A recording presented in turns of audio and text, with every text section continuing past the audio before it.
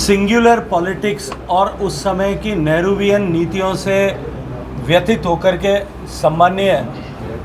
श्यामा प्रसाद मुखर्जी जी ने जो पार्टी का निर्माण जनसंघ का किया था, जिस लक्ष्य, जिस सोच, जिस भाव के साथ में किया था कि हम भारत के हितों के विरुद्ध होने वाले निर्णयों का प्रतिकार करते हुए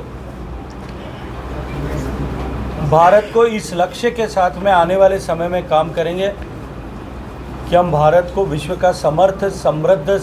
और संपन्न देश, शक्तिशाली देश ऐसा बनाएं। और उसके लिए एक मार्ग तय किया था कि भारत के सशक्तिकरण और संपन्नता का मार्ग भारत के सामान्य मानवी के जीवन में परिवर्तन ला करके उसको सशक्त करने के रास्ते से होकर के जाता है। उस रास्ते पर काम करते हुए, क्योंकि भारतीय जनसंघ का प्रारंभ से विचारधारा ये थी कि राष्ट्र का हित प्रथम है, दल का हित उसके बाद आता है और व्यक्ति और कार्यकर्ता का हित जो है अंतिम पंक्ति पर है।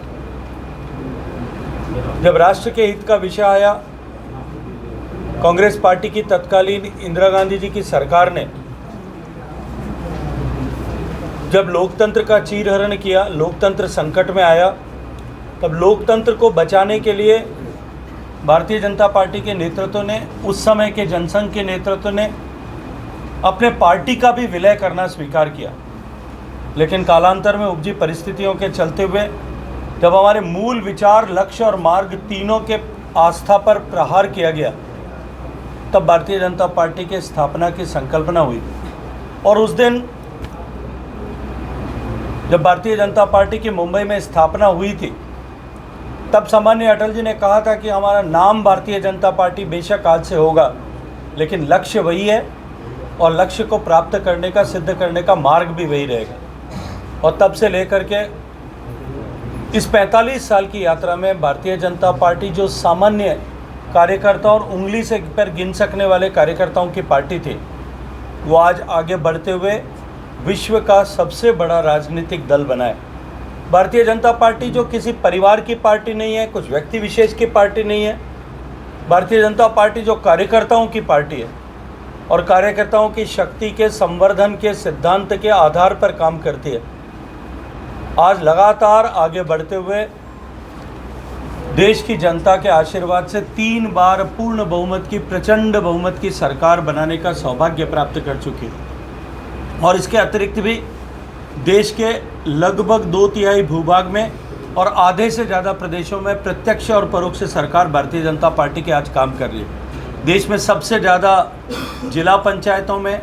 महानगर पालिकाओं में, नगर निगम में और नगर पालिकाओं में भी भारतीय जनता पार्टी नीति व्यवस्था आज काम कर रही है। हम सौभाग्यशाली हैं कि राजस्थान में भी 1977 में श्रद्धेय भैरव सिंह जी के नेतृत्व में, 90 में श्रद्धेय भैरव सिंह जी के नेतृत्व में, 93 में श्रद्धेय स्वर्गीय भैरव सिंह जी के नेतृत्व में सरकार बनाने का सौभाग्य मिला।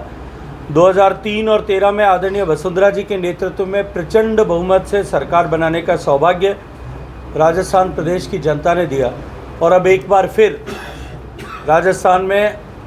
प्रदेश की जनता के आशीर्वाद से एक बड़ा बहुमत लेकर के माननीय भजन लाल जी के नेतृत्व में भारतीय जनता पार्टी की सरकार, डबल इंजन की सरकार काम कर रही है। हम इस मार्ग पे आगे बढ़ने के बाद भी आज भी लक्ष्य वही है कि भारत के हितों के साथ समझौता नहीं करना। लक्ष्य वही है कि भारत को समृद्ध, शक्तिशाली, संपन्न देश बनाना। और मार्ग वही है कि विकास के दौड़ में अंतिम पंक्ति पर खड़े हुए, अंतिम पायदान पर खड़े हुए व्यक्ति के जीवन में परिवर्तन लाना।